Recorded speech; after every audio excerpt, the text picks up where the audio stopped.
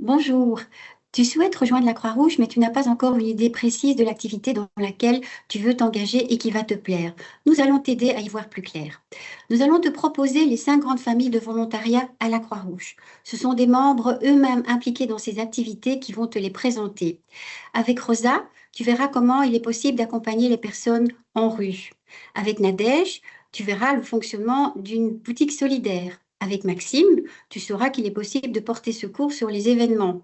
Florence te donnera peut-être envie de devenir animateur ou animatrice premier secours. Avec Arthur, tu verras qu'il est tout à fait possible de gérer et d'être responsable d'une entité locale. Enfin, Lucas te partagera son activité qui vise à renforcer l'intégration des personnes migrantes dans leur environnement. C'est parti!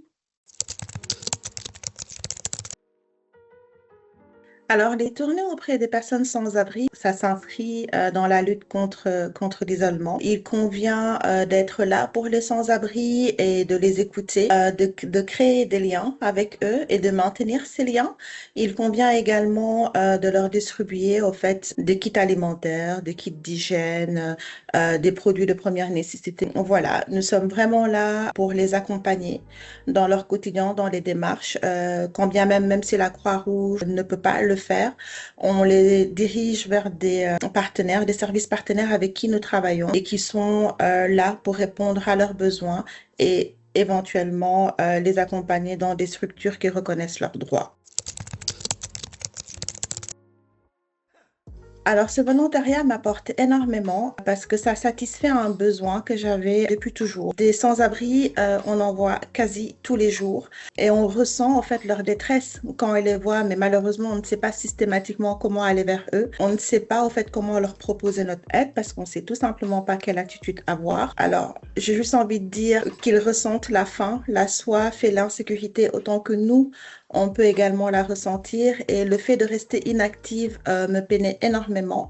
Et quand j'ai entendu parler de ce volontariat, ça me paraissait voilà, une évidence parce que ça me donnait enfin les moyens et les outils nécessaires afin de pouvoir les venir en aide. Bah, tout à fait, je pense comme tout type d'activité, il faut avoir un minimum d'aptitudes, mais j'ai juste envie de dire que ces aptitudes sont vraiment à la portée de tous. Il faut être un minimum à l'écoute et avoir le sens de l'accueil et faire énormément preuve d'empathie et beaucoup de discrétion.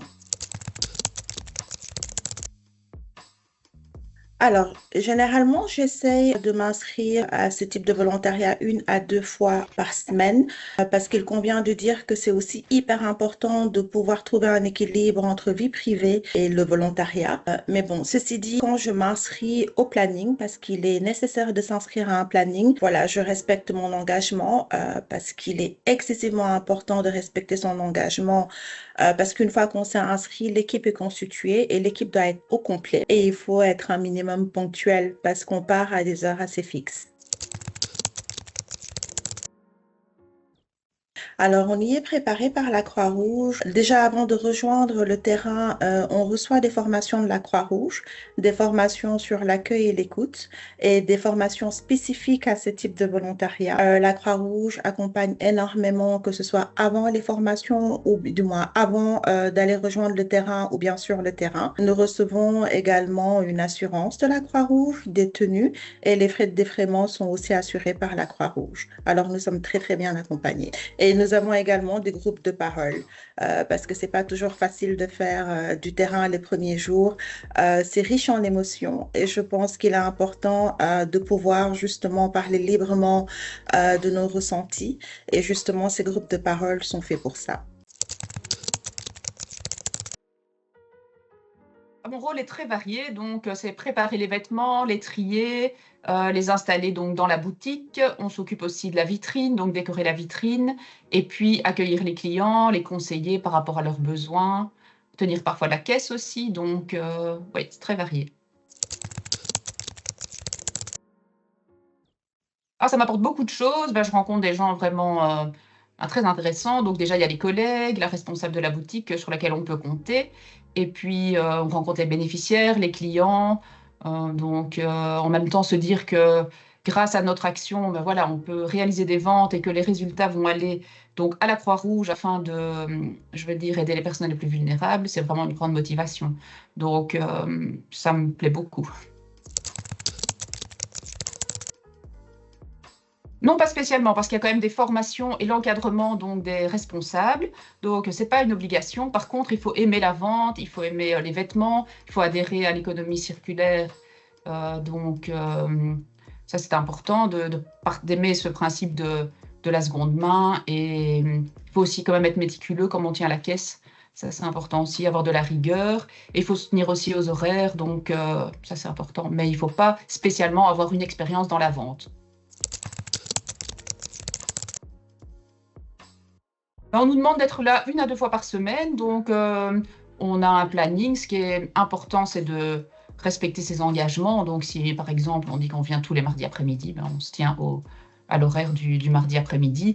Et parfois on nous demande de venir un peu plus en fonction de nos disponibilités, mais tout ça se fait en équipe. Alors au niveau de la tenue, oui, ce qui est très chouette, c'est qu'on reçoit une tenue donc quand on commence, et on reçoit aussi des formations diverses donc pour nous aider dans ce rôle donc de tenir une boutique solidaire. Voilà, on a des frais de défraiement, on a des formations, une tenue, donc on est vraiment bien encadré par la Croix-Rouge.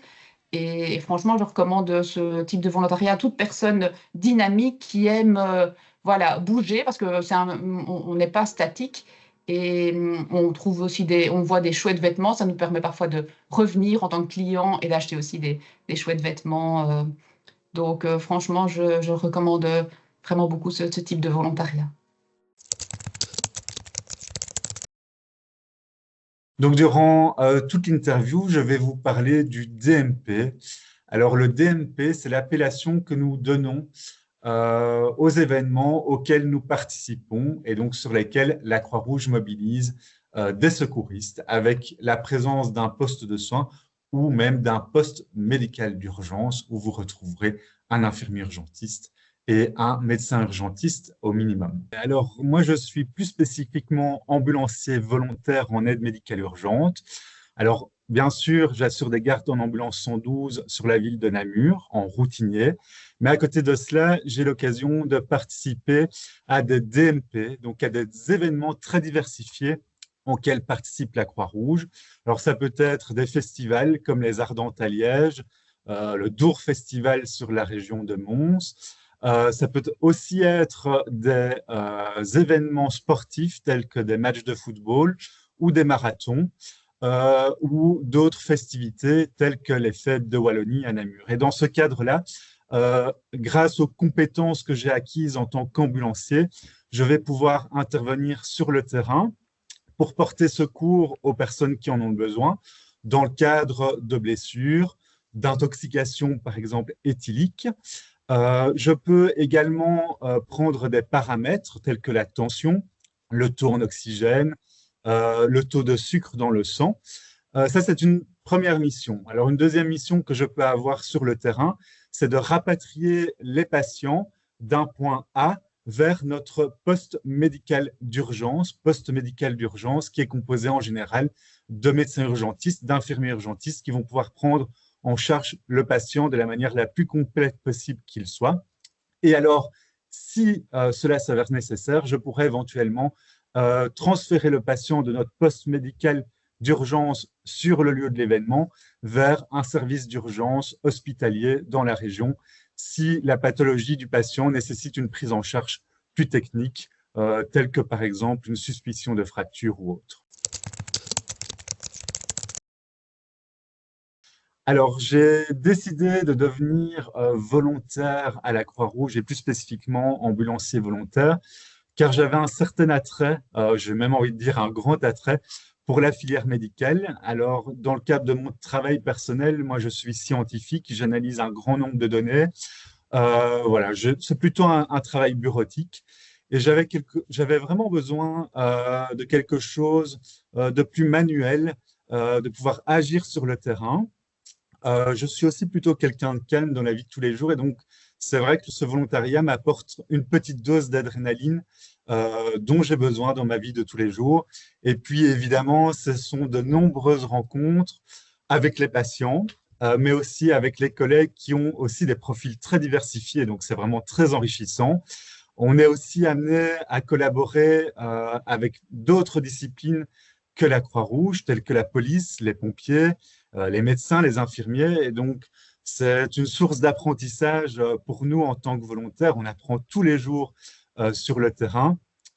Et puis, je pense aussi que ça m'apporte énormément au niveau privé, dans le sens où la Croix-Rouge est une grande famille où nous ne posons pas que des actes techniques, mais nous passons aussi des moments très agréables. Alors, effectivement, il y a un temps pour tout, un temps pour passer de bons moments, un temps pour agir en tant que professionnel, mais il est certain que ça m'apporte aussi énormément au niveau privé.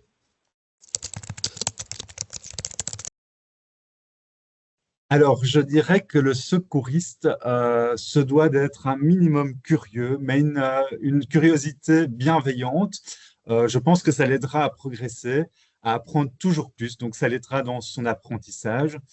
Je pense qu'il faut aussi faire preuve d'un minimum de dévouement, de motivation, puisqu'après tout, le secouriste va mettre une partie de son temps libre à profit pour la Croix-Rouge, mais en l'occurrence, il le fera avec beaucoup de plaisir.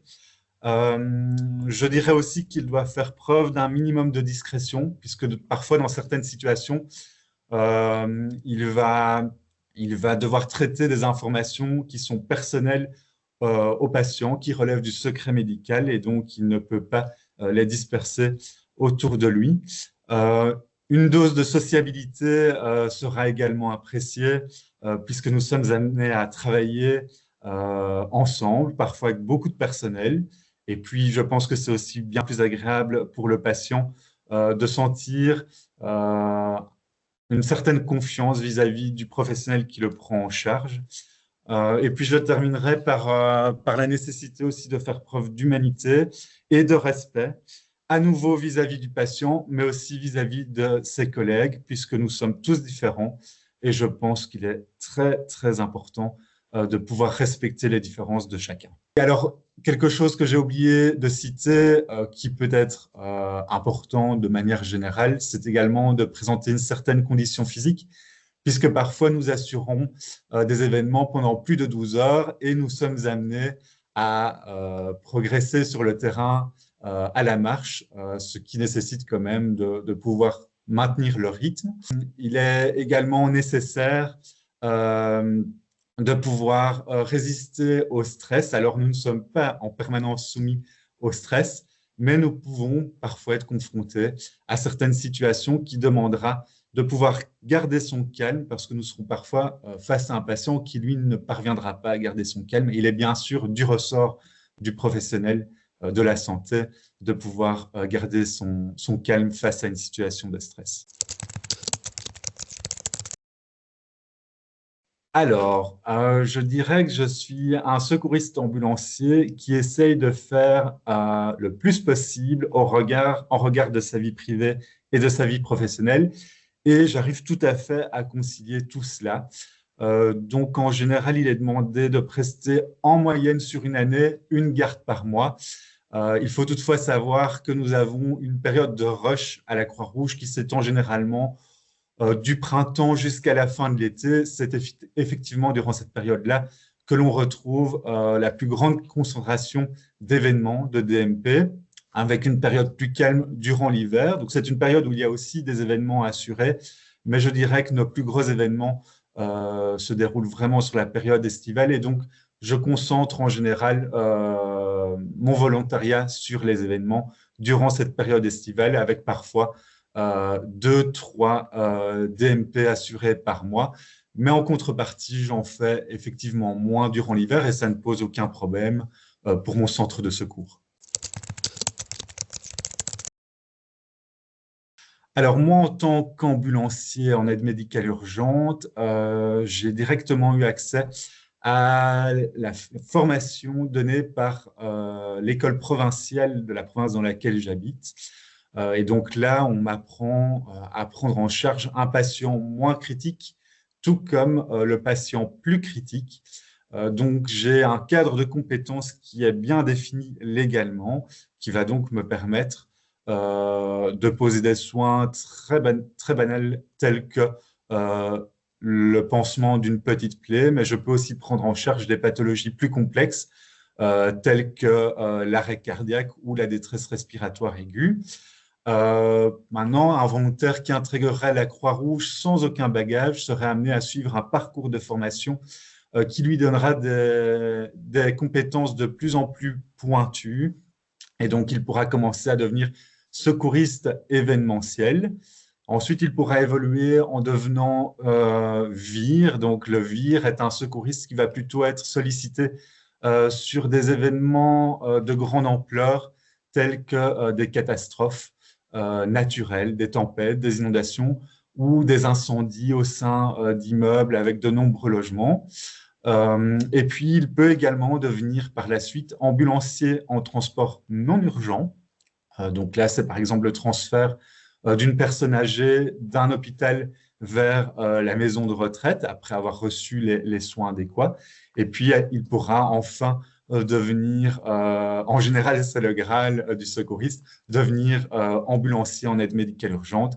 Et donc, l'ambulancier en aide médicale urgente, lui, va réaliser des gardes au sein de l'ambulance 112. Donc, nous avons plusieurs départs au sein de la Wallonie, sous mobilisation de la centrale d'urgence 112. Et donc là, il peut effectivement traiter des pathologies très aiguës avec l'accompagnement, dans certains cas, d'un infirmier urgentiste et d'un médecin urgentiste dans le cadre donc d'interventions extra-hospitalières. Ce qui est important aussi de savoir, c'est qu'au sein de la Croix-Rouge, il nous a prêté une tenue, hein, donc nous avons notre propre tenue que nous devons avoir sur nous au sein de chaque DMP. C'est une tenue à l'image de la Croix-Rouge et il vous sera demandé de la porter, bien évidemment, lorsque vous prestez une garde pour la Croix-Rouge.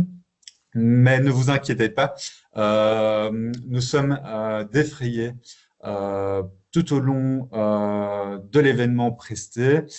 Qu'est-ce qu'un défraiement? C'est un dédommagement financier qui vous permettra de percevoir une petite somme d'argent pour chaque heure prestée et vos kilomètres parcourus seront également défrayés donc entre votre lieu d'habitation et le lieu de prise en charge par le véhicule de la Croix-Rouge. Au niveau des assurances, vous pouvez également bénéficier d'une assurance auprès de la Croix-Rouge qui assurerait tout dommage ou toute blessure subie durant la prestation d'un événement sous la couverture de la Croix-Rouge. Oui, alors en fait, à travers différents modules, j'apprends à des personnes, que ce soit une personne plus jeune ou plus âgée, à acquérir les bons réflexes qui feront d'elle le maillon essentiel de la chaîne de secours. En fait, un peu le premier maillon de cette chaîne. Et donc, on leur transmet tous les réflexes à avoir pour agir en cas de nécessité. Et donc, par exemple, comment faire si quelqu'un se brûle, comment faire face à un bébé ou à un jeune enfant qui s'étouffe, comment on utilise un défibrillateur. Et effectivement, au-delà de toute cette transmission de savoir, il y a aussi un petit peu de suivi administratif à faire. Eh bien, je pense, oui. En tout cas, pour moi, je pense qu'il est fait pour moi. J'adore en fait le contact avec le public. J'adore le fait de pouvoir enseigner à différentes tranches d'âge. J'adore le fait de pouvoir partager surtout et surtout partager des valeurs qui me tiennent vraiment à cœur et qui pour moi vont faire en sorte qu'on va pouvoir donner la possibilité à des gens de devenir les futurs héros du quotidien en fait. Alors oui, pour moi, je pense que c'est la base. C'est vraiment le b.a.-ba, c'est de pouvoir avoir ce goût d'animer, ce goût de transmettre en fait le savoir à d'autres personnes parce qu'il faut quand même être à l'aise avec le public, il faut avoir des chouettes capacités relationnelles, il faut aimer parler en public et à différents types de publics. Donc oui, ça je pense que c'est assez important et surtout qu'en plus les formations en premier secours comprennent des mises en situation. Donc, il faut aussi aimer un petit peu jouer des petits jeux de rôle. Donc, voilà, être assez pédagogue, c'est une chose importante. Et au-delà de ça, il y a aussi le fait d'avoir des bonnes conditions physiques parce qu'en fait, on va transporter quand même pas mal de matériel aussi, par exemple, pour les mises en situation dont je vous ai parlé tout à l'heure. Donc voilà, il faut quand même avoir une bonne condition physique et il faut être titulaire du brevet européen de premier secours et du brevet de secouriste. Et parce qu'effectivement, c'est quand même normal d'avoir les bonnes connaissances de ce qu'on va transmettre aux autres. Alors, je dirais de ne pas avoir peur parce qu'on est vraiment bien accompagné par la Croix-Rouge. En fait, on va avoir déjà une formation de 30 heures qui nous est proposée. Et ensuite, il y a une formation de 10 jours qui est également proposée pour apprendre tous les gestes techniques de secourisme. Donc, ça permet vraiment de pouvoir être à l'aise, de pouvoir avoir toutes ces compétences pédagogiques.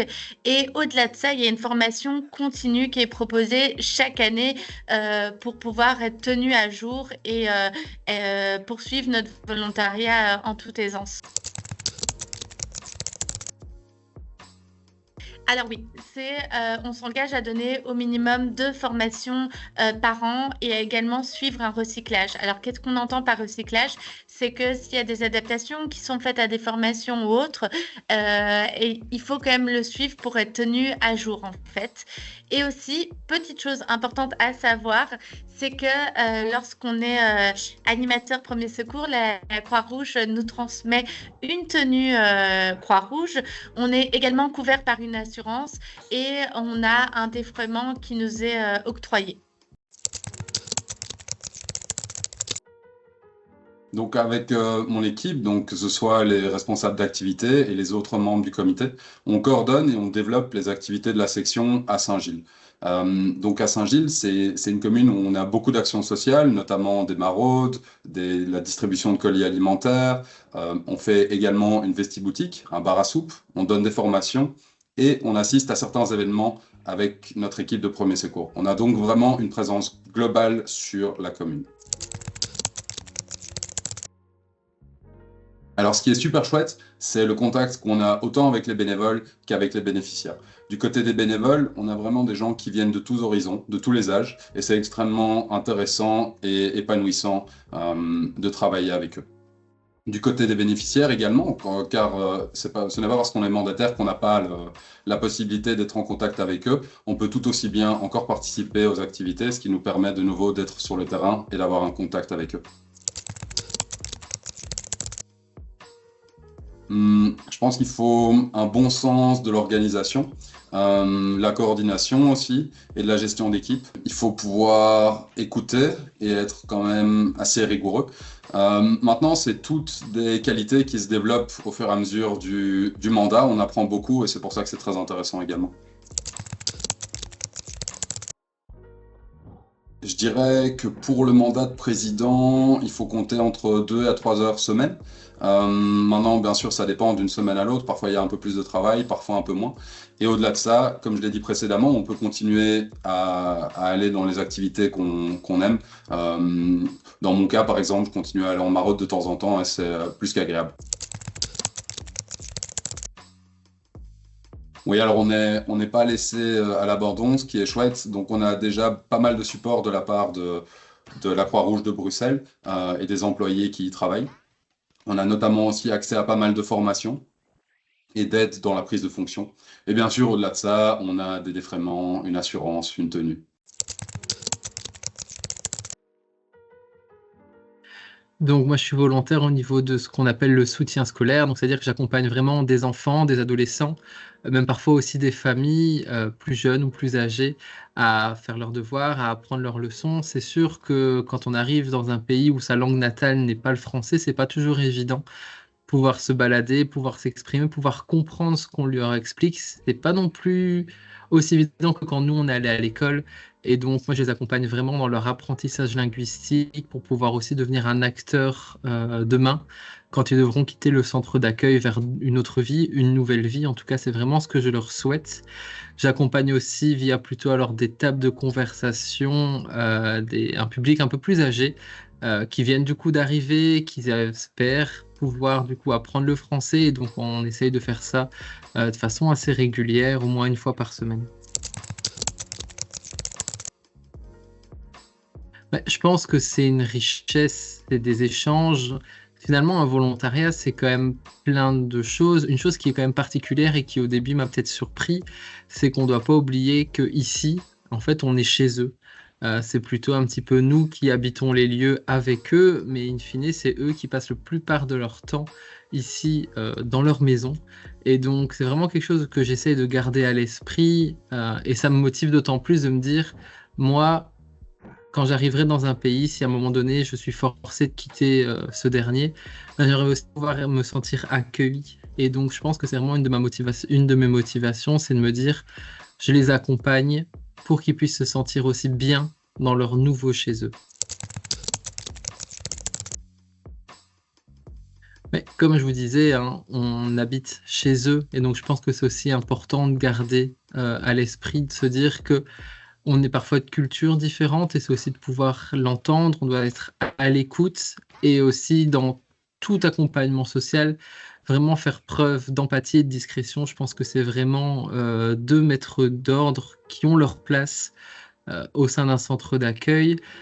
Vu qu'on est dans un centre d'accueil, il y a aussi tout ce qui touche à la thématique de la migration et donc c'est quand même aussi important d'être un petit peu au courant de ce qui se passe.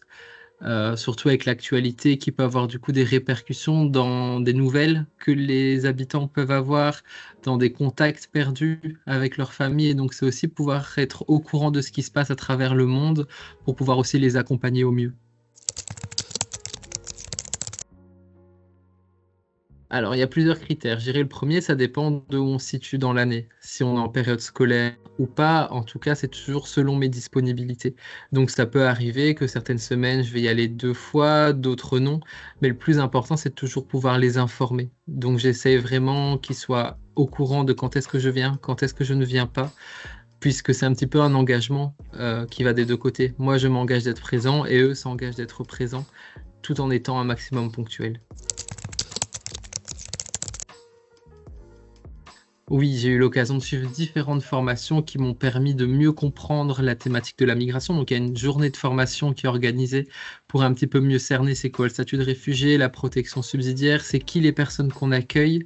Et il y a eu aussi un module de 3 heures qui a été mis en place par la Croix-Rouge pour mieux comprendre la Croix-Rouge dans sa globalité avec ses différentes missions. Nous espérons que ces différents types de volontariat ont pu t'inspirer, mais sache que notre offre est beaucoup plus large et qu'il existe d'autres manières de devenir bénévole à la Croix-Rouge. Accompagnement informatique, gestion des bâtiments et autres. Tu es intéressé? Remplis le formulaire pour être contacté ou consulte les offres de ta province.